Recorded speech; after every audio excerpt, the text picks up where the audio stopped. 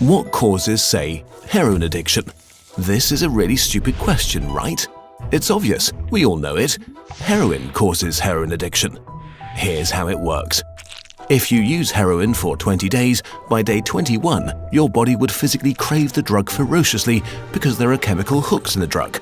That's what addiction means. But there's a catch. Almost everything we think we know about addiction is wrong.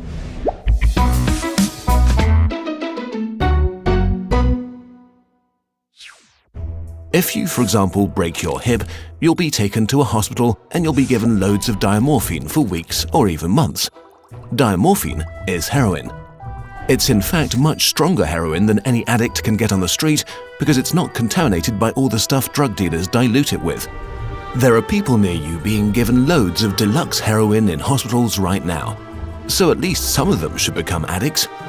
But this has been closely studied. It doesn't happen. Your grandmother wasn't turned into a junkie by her hip replacement. Why is that? Our current theory of addiction comes in part from a series of experiments that were carried out earlier in the 20th century. The experiment is simple. You take a rat and put it in a cage with 2 water bottles. One is just water, the other is water laced with heroin or cocaine.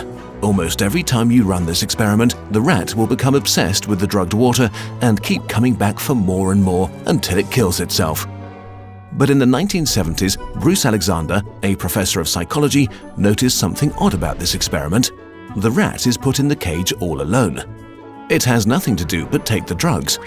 What would happen, he wondered, if we tried this differently? So he built Rat Park, which is basically heaven for rats. It's a lush cage where the rats would have colored balls, tunnels to scamper down, plenty of friends to play with, and they could have loads of sex. Everything a rat about town could want. And they would have the drugged water and the normal water bottles. But here's the fascinating thing. In Rat Park, rats hardly ever use the drugged water. None of them ever use it compulsively. None of them ever overdose. But maybe this is a quirk of rats, right? Well, helpfully, there was a human experiment along the same lines, the Vietnam War. 20% of American troops in Vietnam were using a lot of heroin. People back home were really panicked because they thought there would be hundreds of thousands of junkies on the streets of the United States when the war was over. But a study followed the soldiers home and found something striking. They didn't go to rehab. They didn't even go into withdrawal. 95% of them just stopped after they got home. If you believe the old theory of addiction, that makes no sense. But if you believe Professor Alexander's theory, it makes perfect sense. Because if you're put into a horrific jungle in a foreign country where you don't want to be, and you could be forced to kill or die at any moment, doing heroin is a great way to spend your time. But if you go back to your nice home with your friends and your family, it's the equivalent of being taken out of that first cage and put into a human rat park. It's not the chemicals, it's your cage. We need to think about addiction differently. Human beings have an innate need to bond and connect. When we are happy and healthy, we will bond with the people around us. But when we can't, because we're traumatized, isolated or beaten down by life, we will bond with something that gives us some sense of relief. It might be endlessly checking a smartphone, it might be pornography, video games, Reddit, gambling, or it might be cocaine. But we will bond with something because that is our human nature. The path out of unhealthy bonds is to form healthy bonds, to be connected to people you want to be present with.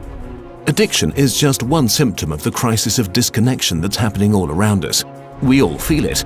Since the 1950s, the average number of close friends an American has been steadily declining. At the same time, the amount of floor space in their homes has been steadily increasing. To choose floor space over friends, to choose stuff over connection.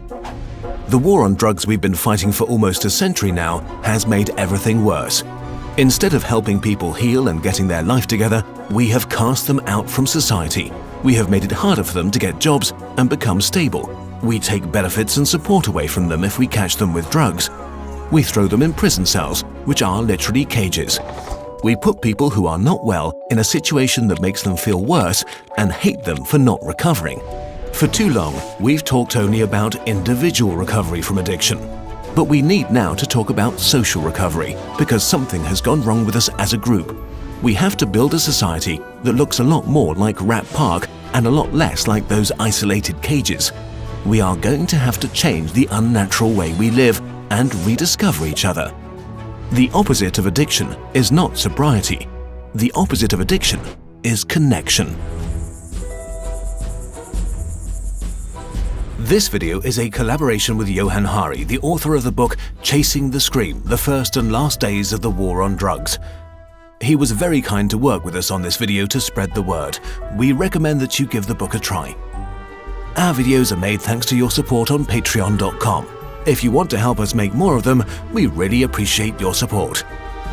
We made an interactive version of this video together with some friends. See the link in the description.